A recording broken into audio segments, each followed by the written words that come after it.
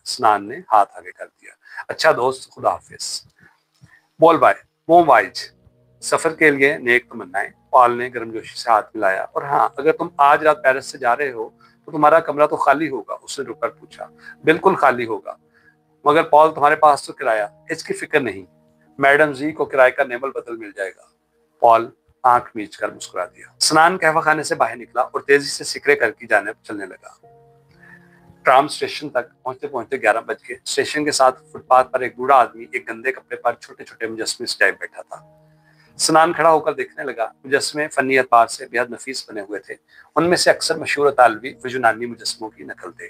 दाऊद, मरियम और ईसा के मजहबी मुजस्मों के साथ साथ यूनानी देवमाला के किरदारों जुएस, पॉलो, डायना वगैरह के छोटे छोटे मुजस्मे भी रखे थे। स्नान को संगमरमर का बना हुआ वीनस का एक मुजस्मा पसंद आ गया। लंबाई 6 इंच के करीब थी। पास्कल यकीनन उसे पसंद करेगी, उसने सोचा और 15 फ्रांक में खरीद लिया। बूढ़े ने एक भूरे कागज में मुजस्मा लपेटकर उसके हवाले किया। इसी स्नान में ट्राम भी आ गई और स्नान उसमें सवार हो गया। परसों के नागवार तजर्बे की वजह से वो कहीं बैठने की बजाय दरवाजे में ही खड़ा हो गया। न्योली के पुल पर उतरते ही उसे खुनकी का एहसास हुआ। थोड़ी देर कबल का चमकता हुआ सूरज उजल हो चुका था और आसमान पर सुरमई बादल तैर रहे थे। आज सुबह मौसम इतना खुशगवार था कि वो बरसाती कमरे में ही छोड़ आया था। उसने मुजस्मा कोट की अंदरूनी जेब में रखा और दोनों हाथ पतलून की जेबों में डालकर तेजी से पास्कल के फ्लैट की जानब चलना शुरू कर दिया। मकान के सामने पहुंचकर उसने आहिनी दरवाजे खोले और बागीचे में दाखिल हो गया। उसकी नजरें गैर इरादी तौर पर दूसरी मंजिल पर उठ गई। खिड़की के आगे पर्दा था और पास्कल वहां ना थी। वो सीढ़ियां तय करके फ्लैट के दरवाजे तक आया और घंटी के बटन पर उंगली रख दी। घंटी बजने की हल्की सी आवाज सुनाई दी। स्नान के कान कदमों की चाप पर लगे थे। थोड़ी देर बाद उसने घंटी दोबारा बजाई, मगर अंदर से कोई जवाब न आया। स्नान के माथे पर पसीने के कतरे उभरने लगे। उसके लिए यह ख्याल नाकाबिले बर्दाश्त था कि पास्कल फ्लैट में मौजूद नहीं और वो रवानगी से कबल उससे मिलना पाएगा। उसने घबराहट में लगातार घंटी बजाना शुरू कर दी। खासी देर बाद फ्लैट के अंदर कदमों की आवाज आई और फिर दरवाजा खुल गया। स्नान के लबों पर मुस्कुराहट फैल गई। पास्कल उसके सामने एक सुर्ख रंग के बड़े तौलिए में लिपटी लिपटाई मुंह बनाए खड़ी थी। उसका एक हाथ तौलिए की गिरा पर मजबूती से जमा था और दूसरा दरवाजे के हैंडल पर था। पानी की बूंदें उसके छोटे छोटे बालों में से रिस रिस कर दबीज तौलिए में जज्ब हो रही थी। बदन से नुचड़ने वाले पानी से कालीन का वो हिस्सा भीग चुका था जहां वो खड़ी थी। मैं नहा रही थी, उसने तौलिए की गिरा पर रखा हाथ फिजा में बुलंद करके गुस्से से कहा। स्नान खामोश खड़ा मुस्कुराता रहा। इसमें इस तरह बेवकूफों की तरह मुस्कुराने की कौन सी बात है, उसने तनक कर कहा। तौलिया कंधे से ढलकने लगा। अच्छी लग रही हो, स्नान ने बड़े सुकून से जवाब दिया। मैं सुबह 9 बजे से अच्छी लग रही हूँ। उसने बेध्यानी में कलाई की तरफ देखा जहाँ घड़ी के स्टेप का हल्का सा निशान था। अगर वक्त देखना है तो स्नान ने अपना बायां हाथ आगे कर दिया। मेरी घड़ी देख लो, 12 बज रहे हैं। 12? पास्कल ने गुस्से से सर हिलाया। सर झटकने से उसके बालों में चमकते हुए पानी के कतरे स्नान के चेहरे पर पड़े। हूँ फिर क्या? स्नान ने दोनों हाथ पतलून की जेबों में उठकर लापरवाही से पूछा। ओहो, पास्कल ने अपने लब सख्ती से भींच कर कहा। आखिर तुम 3 घंटे देर से क्यों आए? ओह, स्नान ने हथेली ऊपर जमाकर बड़े इत्मीनान से कहा। इतनी जरा सी बात पर? जरा सी बात? पास्कल की नीली आंखें हैरत से फैल गई और उसने मुट्ठियां भींचकर दोनों हाथ जोर से झटके। तुमने अगर एक मरतबा फिर इसी तरह जोर से हाथ झटके तो तौलिए की गिरा खुल जाएगी। और पास्कल ने जल्दी से दोनों हाथ तौलिए पर जमा लिए और सर उठाकर स्नान की जानिब देखा। स्नान को महसूस हुआ कि उसकी नीली आंखें भीग रही थी, मगर उनमें पानी के कतरे ना थे। बस यूं ही देर होगी पास्कल, रात देर से सोने की वजह से। मैंने तुम्हें पूरे 9:30 बजे तुम्हारे मकान के सामने उतारा था। देर से कैसे सोए? पास्कल ने उसे शक भरी नजरों से देखा। बस सो नहीं सका। स्नान के जहन में पिछले शब्द का भयानक ख्वाब घूमने लगा और फिर आज सुबह मैं अपने एक मुसव्वर दोस्त पॉल से मिलने चला गया। मैंने सोचा, वो कहते कहते रुक गया, कि मैंने सोचा उसे पेरिस छोड़ने से पहले आखिरी बार मिल लूं, लेकिन वो अभी पास्कल को अपनी रवानगी के बारे में नहीं बताना चाहता था। और मैं पास्कल के लहजे में शिकायत थी। सुबह 8 बजे से 11 बजे तक अपनी खिड़की में बैठी तुम्हारा इंतजार करती रही।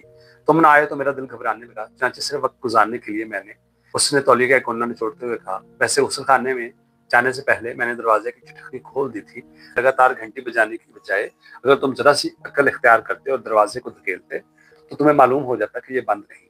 और अगर तुम जरा सी अक्ल इस्तेमाल करो तो तुम्हें मालूम होगा कि पिछले 5 मिनट से मैं बाहर राहदारी में खड़ा अकड़ रहा हूँ और तुम ठाठ से वहां कलीन पार तौलिए में लिपटी खड़ी हो। मुझे अंदर बुलाने का इरादा नहीं क्या? वो बेध्यानी में गिरा पर जमा हाथ होंठों तक ले गई।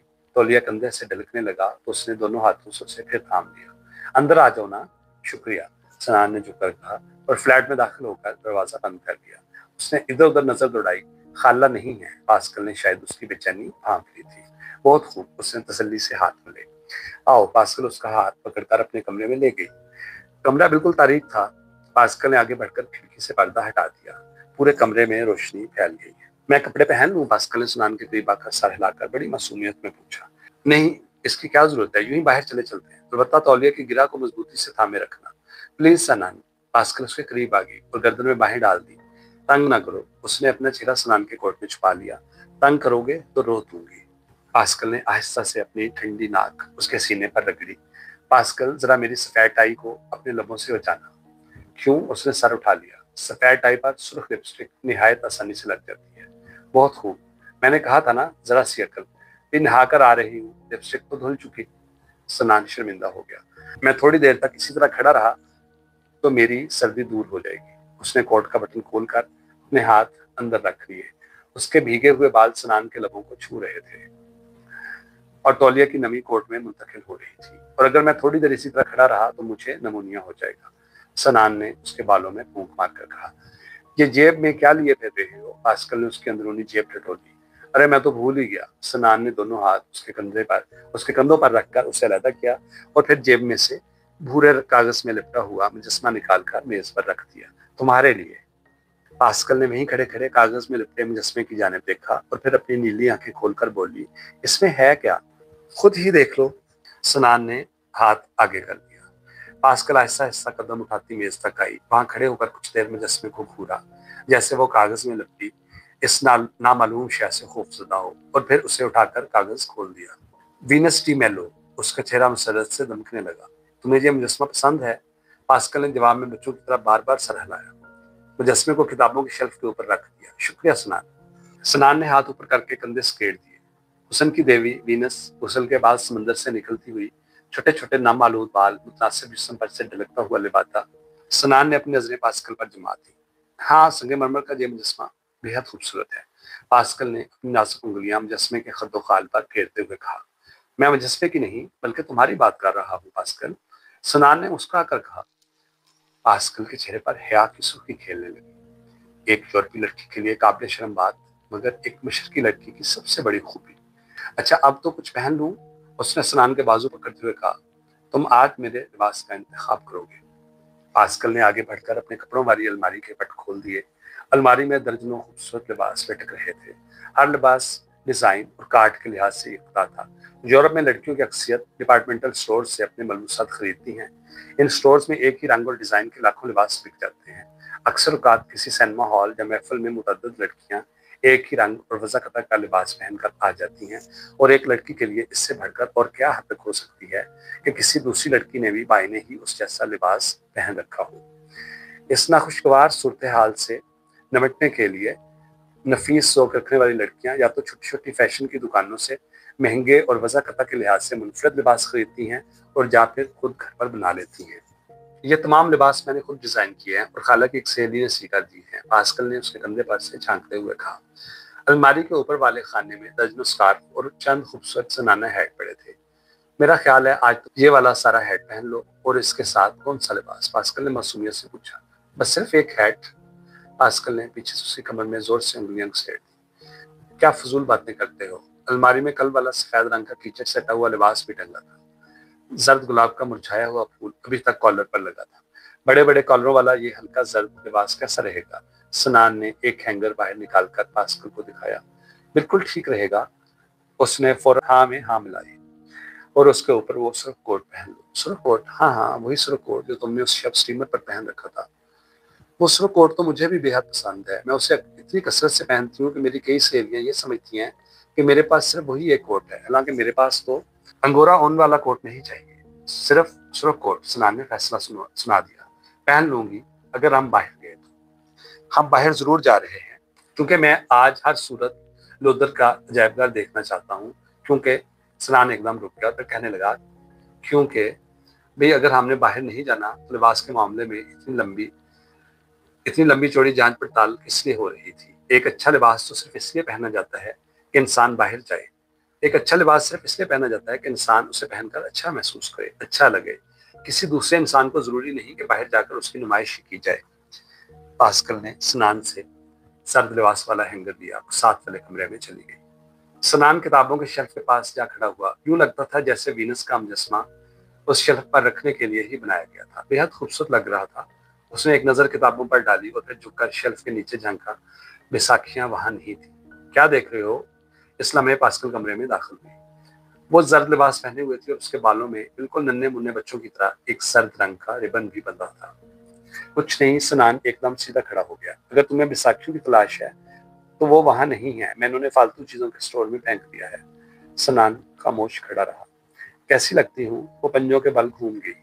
उसका जर्द लिबास लहजा भर के लिए कमर तक उठ गया और फिर आहिस्ते से गिरकर उसकी टांगों के पेड़ में लिपट गया। तुम कभी भी बुरी नहीं लगती।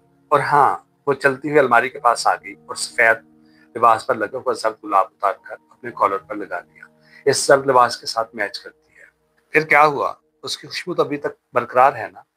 उसने सर झुकाया और फूल को सूंघने की बजाय उस पर अपने लब जमा दिए। और ये खुशबू हमेशा रहेगी। स्नान कहता कहता रह गया कि पास्कल, मैं तुम्हें कल एक और फूल ला दूंगा, लेकिन इससे तो आज रात की गाड़ी से स्पानिया चले जाना था। पास्कल ने सर उठाकर बड़े प्यार से फूल की बिखरी हुई पत्तियों को दुरुस्त किया और फिर ड्रेसिंग टेबल के सामने बैठकर लिपस्टिक लगाने लगी। बेहद हल्की लिपस्टिक लगा रही हूँ ताकि तुम्हारी सफेद टाई पर उसके निशान ना पड़ जाएं। उसने मुड़कर स्नान की तरफ देखा। पास्कल की आंखों में शरारत नाच रही थी। स्नान का दिल उसे मुलामत करने लगा। वो अपने आप को मुजरिम महसूस कर रहा था। उस हंसती खेलती और जिंदगी से भरपूर लड़की को यूं छोड़कर चले जाना जुर्म ही तो था। उसने सर झुका लिया। मुंह बनाए क्यों खड़े हो? पास्कल मेकअप से फारिग होकर उसके पास चली आई। कौन मुंह बनाए खड़ा है? स्नान ने मुस्कुराने की कोशिश की और अपने पीछे मुड़कर ऐसे देखा जैसे पास्कल ने उसके सीने पर उंगली रख दी हो। और फिर उसकी नजरें पलंग के साथ दीवार पर उठ गई। झुमके भी पहन लूं? हाँ जरूर। पास्कल ने फौरन जूते उतारे और पलंग पर चढ़कर तस्वीरों के ऊपर लटकते हुए झुमके उतार लिए। स्नान ने हाथ आगे किया और वो सहारा लेकर नीचे उतर आई। आज भी तुम ही पहना दो। उसने झुमके स्नान के आगे कर दिए और आंखें बंद करके खड़ी हो गई। स्नान ने पास्कल का ये रूप देखा तो बेहद उदास हो गया। कितनी मासूमियत थी उसके चेहरे पर। उसने कांपते हाथों से झुमके उसके कानों में डाल दिए। पास्कल ने आंखें खोल दी और दोनों हथेलियां कानों पर रखकर मुस्कुरा दी।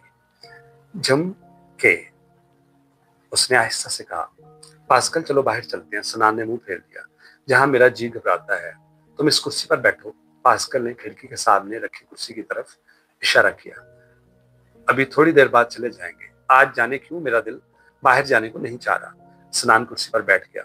उसने पलंग के साथ दीवार की तरफ देखा जिस पर पास्कल की पसंदीदा तस्वीर बड़ी निफासत से आवेजा थी। रक्स के बेशुमार अंदाज, उनमें रूसी बैलेरिना ओलानोवा की तस्वीर सबसे नुमाया थी। सफेद लिबास में मलबूस पुरवकार बैलेरिना एक खूबसूरत राजहंस की मानद खड़ी थी। स्नान के जहन में एक मरतबा फिर पिछली रात के ख्वाब की परछाइयां उभरने लगी। उसने तस्वीर पर से नजरें हटा ली। एकदम उसे ख्याल आया कि इस दीवार पर उसी तस्वीर के साथ उस रोज दुनिया का एक नक्शा भी तो टंगा हुआ था। पास्कल, उसने गर्दन मोड़ के पीछे देखा। क्या है स्नान? पास्कल उसके करीब पलंग पर बैठ गई। मुझे पहले रोज जब तुम्हारे कमरे में आया था तो बैलेरिना की तस्वीर के साथ दुनिया का एक नक्शा भी आवेजा था। मैंने वो नक्शा जला दिया है। क्यों सनान? सनान ने हैरतज़दा होकर पूछा। तुम उस रोज नक्शे पर मुझे वापसी सफर का रास्ता बता रहे थे। उसके बाद मैं जब भी रात को अपने पलंग पर लेटती तो मेरी नजरें बेख्तियार नक्शे पर उठ जाती। गरनाता, इस्तांबुल, तेहरान मेरे लिए शहर ना रहे। वो छोटे छोटे सिंबोलिये बन गए। मुझे यूं महसूस हुआ जैसे वो मुझे डस लेंगे। आज सुबह मैंने नक्शे को दीवार से उतार कर जला दिया, अपने दुश्मन को। इसे मेरा पागलपन कह लो, मगर मुझे वो नक्शा जलाकर बेहद तस्कीन हुई। मुझे यूं लगा जैसे मैंने दुनिया भर के नक्शे जला दिए और उनके जलने से सनान तुम कहीं भी ना जा सकोगे। नक्शे ना होंगे तो स्याह सफर कैसे करेगा? रास्ते कैसे ढूंढेगा? पेरिस से परे कुछ भी नहीं। तमाम राहें मसदूद हो चुकी हैं। पास्कल, मेरा ख्याल है कि अब हमें जरूर बाहर चलना चाहिए। सनान कुर्सी से उठ खड़ा हुआ। पास्कल की इन बातों से जुर्म का एहसास तकवीत पकड़ता जा रहा था। पास्कल, बाहर? पास्कल ने चौंक कर कहा। हाँ, कहीं उधर का जैब घर बंद ना हो जाए और मैं आज कल चले जाएंगे सनान। पास्कल ने इल्तिजा की। नहीं, सनान ने तेजी से कहा। नाराज क्यों होते हो? पास्कल ने दुख से कहा। आज ही चले जाएंगे। सनान ने जेब से सिगरेट निकालकर सुलगा लिया और खामोशी से पीने लगा। ठीक है, आज लोदर का अजायबघर देखेंगे। ठीक है, आज लोदर का अजायबघर देखेंगे और फिर कल हम पेरिस से बाहर वारसेल्स के महलात देखने चलेंगे। पास्कल पंख से उठ बैठी। हाँ, आज हम लोदर का अजायबघर देखने जाएंगे, लेकिन कल तुमने खुद ही तो कहा था मैं कल के बारे में नहीं सोचा करती। हाँ कहा था, मगर वो पुराने जमानों की बात है। तुम्हारे आने से जहाँ मुझे ढेरों खुशियां मिली हैं, वहां मुझ में कल के बारे में सोचने की हिस्स भी जाग उठी है। मैं अब कल के बारे में सोचना चाहती हूँ। सनान का जी चाहा कि वो उसे अभी और इसी वक्त अपनी रवानगी के बारे में बता दे, मगर वो खामोशी से सिगरेट पीता रहा। सनान, क्या बात है, आज तुम खोए खोए से हो? नहीं तो, सनान ने जल्दी से कहा, तुमने जब से इस फ्लैट में कदम रखा है एक बात भी अपने तौर पर नहीं कही। मैं ही बोलती जा रही हूँ। बोलना औरत का पैदाइशी हक है। बोलती हुई औरत की बातें सुनकर मर्द की पैदाइशी बदकिस्मती। सनान ने जबरदस्ती मुस्कुराने की कोशिश की। मैं इतनी बातोनी भी नहीं हूँ। पास्कल ने मसनूई नाराजगी का इजहार किया और फिर यकदम कहने लगी, ओहो, मैं आज भी अच्छी मेजबान साबित नहीं हुई। तुम्हें कॉफी वगैरह का तो पूछा ही नहीं। आज कुछ खाकर आए थे या उस रोज की तरह नाश्ता किए बगैर ही मुंह उठाकर चले आए थे? मैं नाश्ता कर चुका हूँ। तो फिर सिर्फ कॉफी बना लाती हूँ। स्नान के कुछ कहने से कबल ही पास्कल कमरे से बाहर जा चुकी थी। आज खिड़की से बाहर सूरज नहीं चमक रहा था। बादल छा जाने से यूं गुमान होता था जैसे शाम हो रही हो। फुटपाथ बिल्कुल सुनसान पड़ा था और हवा की गैर मौजूदगी में शाहबलूत के पत्ते बिल्कुल साकन थे। पत्तों का रंग गहरे सबज से भूरे रंग में बदल रहा था। खजां की आमद थी। थोड़ी देर में पास्कल कॉफी बनाकर ले आई। ट्रे में सिर्फ एक ही प्याली थी। सनान ने सवालिया नजरों से पास्कल की जानब देखा। बड़ी मुश्किल से एक प्याली के लिए कॉफी मिली है। मुझे मालूम ना था कि कॉफी का डब्बा खाली हो चुका है। मुझे याद दिलाना, आज बाजार से और ले आएंगे कल के लिए। उसने प्याली सनान के आगे रख दी। तुम क्यों नहीं पी लेती? मैं तो अभी अभी नाश्ता करके आ रहा हूँ। मैं सिर्फ एक घूंट लूंगी। पास्कल ने प्याली लबों से लगाकर एक चुस्की ली और सनान के आगे खिसका दी। बाकी तुम पी लो। कॉफी खत्म करने के बाद सनान कुर्सी से उठ खड़ा हुआ। पास्कल, हाँ हाँ चलते हैं, उसने बेदिली से कहा और फिर अलमारी में से सुर्ख कोट निकालकर अपने बाजू पर डाल दिया। प्लीज जरा खिड़की के आगे पर्दा कर दो। सनान ने पर्दे खींच दिए। शेल्फ पर पड़ा वीनस का मुजस्मा अंधेरे में डूब गया। वो दोनों फ्लैट से बाहर निकले तो आसमान पर बादल घने हो चुके थे और अब हवा भी चल रही थी। पास्कल ने सुर्ख कोट पहन लिया। तुम आज अपनी बरसाती क्यों नहीं लाए? उसने सनान का बाजू थाम कर चलना शुरू कर दिया। आज सुबह तो सूरज पूरी आबोताब से चमक रहा था। मैंने सोचा इतने खुशगवार मौसम में बारिश तो हो नहीं सकती। ख्वाम बरसाती साथ लिए फिरने से फायदा। और अब चमकती धूप की जगह हर सू तारीकी छा रही थी। हाँ, पेरिस में मौसम पल भर में बदल जाता है। न्यूली के पुल के पास आकर उन्होंने एक टैक्सी रोक ली। कनकॉर्ड के चौक में चलो, पास्कल ने ड्राइवर से फ्रांसीसी में कहा। नहीं, स्नान कहने लगा, इससे कहो कि हमें फतह की मेहराब के पास उतार दे। वहां किसी रेस्टोरेंट में दोपहर का खाना खाएंगे और फिर शांस पर सैर करते हुए लोदर चले जाएंगे। आर्कडी टाइमेट, पास्कल ने ड्राइवर को हिदायत की। उसने जवाब में कंधे उकेड़े और टैक्सी स्टार्ट कर दी। आज फतह की मेहराब के गिर्द, गोल चक्कर के गिर्द कारों की तादाद भी कम थी और शांस के फुटपाथ पर भी ज्यादा रौनक ना थी। शायद ये खुनकी का असर था। फ्रांसीसी लोगों का मूड मौसम पर मुनहसर होता है। चमकती धूप में तो वो खुश मिजाज होते हैं और जिस वक्त सूरज की रोशनी नजर ना आए तो उनके चेहरे लटक जाते हैं। टैक्सी ड्राइवर ने उन्हें मेहराब के इधर एवेन्यू फॉग के आखिर में उतार दिया। फुटपाथ के साथ ही एक चीनी रेस्टोरेंट का बोर्ड आवेजा था। नीम तारीकी में रोशन चीनी हरूफ बेहद भले लग रहे थे। क्यों ना यहीं खाना खा लिया जाए? सनान ने तजवीज पेश की। मैं तो चावलों के लिए तरस गया हूँ। चीनी रेस्टोरेंट में चावल भी तो मिलते हैं। ये रेस्टोरेंट चीनी नहीं बल्कि वियतनामी है, पास्कल ने बताया। एक ही बात है, चिट्टे नाक वाली तमाम कौमें चावल खाती हैं। सनान ने पास्कल का हाथ पकड़ा और वो दोनों रेस्टोरेंट का दरवाजा खोलकर अंदर चले गए। रेस्टोरेंट का माहौल सरासर चीनी या वियतनामी था।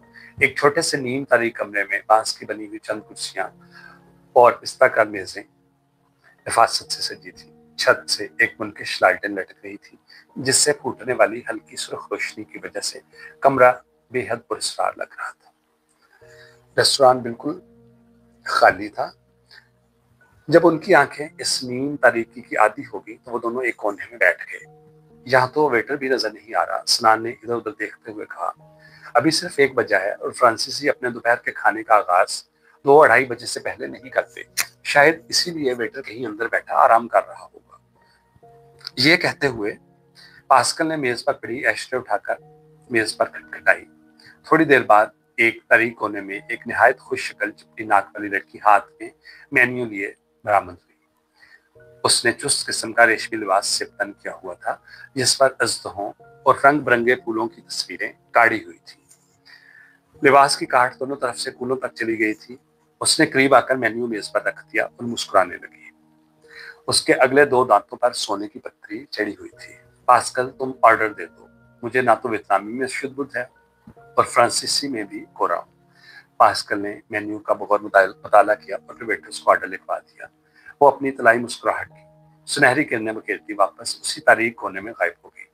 मैंने तुम्हारे लिए भूरे चावल और सोयाबीन तेल में पकी हुई मछली मंगवाई है। और अपने लिए? मुझे ज्यादा भूख नहीं। पास्कल ने अपनी घुनिया मेज पर रख दी। मैं तुम्हारी डिश में से थोड़ा सा चख लूंगी। स्नान के ज़हन पर एक बोझ सा था। वो ये फैसला ना कर पाया था कि पास्कल को अपनी रवानगी के बारे में कब और कैसे बताए। कोई बात करो सनान, पास्कल ने उसका बाजू छूते हुए कहा। कहीं तुम मेरी रफाकत से उकता तो नहीं गए?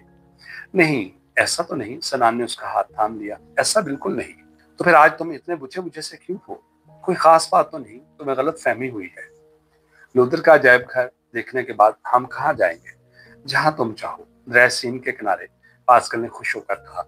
जहां मैं कई सदियां बेशतर हर शाम अकेली घूमा करती थी। क्लेसा नोटरडेम के साय में उसी बेंच पर बैठेंगे, लेकिन आज मैं नोटरडेम के किबले के बारे में बातें नहीं करूंगी। वो जमाना तो बीत चुका तुम्हारे आने से। ठीक है, ठीक है, सनान ने जल्दी से कहा। इतनी देर में वेटर्स खाना ले आई। खाने से फारिग होकर जब वो बाहर निकले तो एवेन्यू फॉग के दरख्त साफ शिफाफ पानी में नहाए खड़े थे। फुटपाथ भी धुलकर साफ हो चुका था। बादल छट चुके थे और धूप की चमक से आंखें चंधियाई जाती थी। पेरिस के मौसम का तगय्युर। पास्कल हंस दी और उसका बाजू थाम लिया। यहाँ अक्सर ऐसा होता है। सुबह तेज धूप, फिर घने बादल, फिर यकलख तेज बारिश के बाद मतला साफ हो जाता है। शुक्र है हम बारिश के दौरान में रेस्टोरेंट में बैठे थे, वरना बरसाती के बगैर तुम बिल्कुल भीग जाते। वो गोल चक्कर पार करके फतह की मेहराब के पास आ गए। मेहराब के ऐन नीचे एक गैर मरूफ सिपाही की कब्र पर अब्दी शोला रोशन था। वतन की खातिर जान देने वाले अनगिनत सिपाहियों को अहले फ्रांस का रोशन और अब्दी खराज तहसीन। स्नान लिफ्ट के जरिए मेहराब की छत पर चलते हैं। वहां से पूरा पेरिस नजर आता है। पास्कल ने तजवीज पेश की। ठीक है, स्नान ने सर हिला दिया। आज तो तुम मेरी हर बात मान रहे हो, पास्कल ने उसको बाजू से पकड़कर खींचते हुए कहा। हाँ आज, स्नान ने उदास होकर कहा। उसने टिकट की खिड़की से 2 टिकट खरीदे और छत तक जाने वाली लिफ्ट में सवार हो गए। मेहराब स्नान के अंदाजे से कहीं ज्यादा बुलंद निकली। छत पर तो एक वसी मैदान का गुमान होता था। उसने चार दीवारी को मजबूती से थामा और नीचे झांका। मेहराब के सीने में से निकलती हुई मुतअद्दिद सड़कों पर रेंगती हुई कारें खिलौनों की मानंद लग रही थी। दाएं हाथ पर इमारतों से परे एफिल टावर का जंग आलूद पिंजर आसमान से बातें कर रहा था। सामने शांजेलिजे के आखिर में कनकर चौक के मुजस्मे और यादगारें सर उठाए खड़ी थी। उनसे परे लुदर की इमारत दिखाई दे रही थी और फिर बाएं हाथ पर पेरिस के कदीम मकानों के घने जंगल में सिकरे करके सफेद गुंबद चमक रहे थे। अहले पेरिस को अपने शहर पर बजा तौर पर फख्र है, उसने मुड़कर पास्कल से कहा। लेकिन पास्कल वहां ना थी। उसने घबराहट में इधर उधर देखा। वो छत के दूसरे सिरे पर हिफाजत से दीवार पर झुकी नीचे झांक रही थी, खतरनाक हद तक आगे झुकी हुई। सनान की नजरों में पिछले शब के ख्वाब के परतौ झलकने लगे। उसे यूं महसूस हुआ जैसे वो अभी सैकड़ों फुट नीचे गिर जाएगी। सनान तेजी से चलता हुआ उसके पास पहुंच गया। पास्कल, सनान ने उसके सुर्ख कोट का कॉलर सख्ती से पकड़ते हुए कहा, पीछे हट जाओ। पास्कल ने मुड़कर देखा। सनान, मैं तो, तुम यहाँ से नीचे गिर जाओगी, तुम मर जाओगी पास्कल, उसने भराई हुई आवाज में कहा और कॉलर को जोर से पीछे खींचा। तुम्हें क्या हो गया है सनान? उसने अपना कॉलर उसकी मजबूत गिरफ्त से छुड़ाने की नाकाम कोशिश की। मेरा दम घुट रहा है सनान, प्लीज मेरा कॉलर छोड़ दो। सनान ने अपनी गिरफ्त ढीली कर दी। बस तुम मत झांको, मुझे डर लगता है। पास्कल जल्दी से पीछे हट गई। उसके चेहरे पर खौफ और हैरत के मिले जुले आसार थे। आओ नीचे चले। सनान ने उसकी कमर में हाथ डालकर सहारा देने की कोशिश की। मैं खुद चल सकती हूँ। पास्कल ने उसका हाथ झटक दिया। वो बेहद दुखी नजर आ रही थी। सनान को अपने रवैये पर अफसोस होने लगा। उसे पास्कल को इतनी सख्ती से नहीं टोकना चाहिए था। तुम तो खामख्वाह नाराज हो गई हो। उसने मुस्कुराने की कोशिश की। मुझे बुलंदियों से हमेशा खौफ आता है। मुझे अफसोस है। पास्कल ने खामोशी से उसका हाथ पकड़ लिया और वो दोनों लिफ्ट में सवार होकर नीचे आ गए। शांजेलिजे का चौड़ा फुटपाथ, जहाँ पेरिस की जिंदगी का दिल धड़कता है, बारिश खत्म होने के बाद एक मरतबा फिर हमेशा की तरह पुरहजूम था। सनान पास्कल को सहारा दिए हुए था और वो दोनों शाहबलूत के दरख्तों की कतार तले आहिस्ता आहिस्ता कनकॉर्ड के चौक की तरफ जा रहे थे। हवा का हल्का सा झोंका भी उन पर पत्तों पर चमकते हुए पानी के कतरों को फवार बरसा देता। चौक के दूसरी तरफ लुदर का अजायब घर था। जब वो इस कहवा खाने के करीब पहुंचे जहां चंद रोज कबल उनकी इत्तेफाकिया मुलाकात हुई थी, तो पास्कल लहजा भर के लिए रुकी। उसने इस मेज की जानब देखा जहां वो इस रोज बैठे थे और फिर मुस्कुराकर आगे चल दी। थोड़ी दूर चलने के बाद पास्कल फिर रुक गई। सनान सनान पिया का दफ्तर। कौन पिया? PIA, तुम्हारी बैनुल अक़वामी हवाई कंपनी। हम PIA को मिलाकर पिया कहते हैं। तुम्हें मालूम है कि तालवी जुबान में पिया एक खूबसूरत लड़की को कहते हैं। हमारे यहाँ पिया महबूब को कहते हैं, चाहे वो खूबसूरत ना भी हो। सच? पास्कल ने हैरत से कहा। सनान ने सर हिलाया। करीब से जाकर देखते हैं। सनान ने झट से मौजू बदल दिया और वो दोनों शीशे की बड़ी खिड़कियों में से दफ्तर के अंदर झांकने लगे। सनान को PIA के दफ्तर की जदीद आराइश देखकर बेहद दुख हुआ। इस किस्म की आराइश से किसी पसमानदा मुल्क के बाशिंदों को तो मरूब किया जा सकता है, मगर पेरिस जैसे शहर में, जहाँ जदीद से जदीद तरक बाज़ोक ज़ाहिर हर सू देखने में आते हैं, कि दफ्तर बिल्कुल स्पॉट लग रहा था। दीवार पर आवेजा सादकैन की एक तस्वीर के अलावा वहाँ पाकिस्तान की तहजीब व सकाफत की कोई झलक ना थी।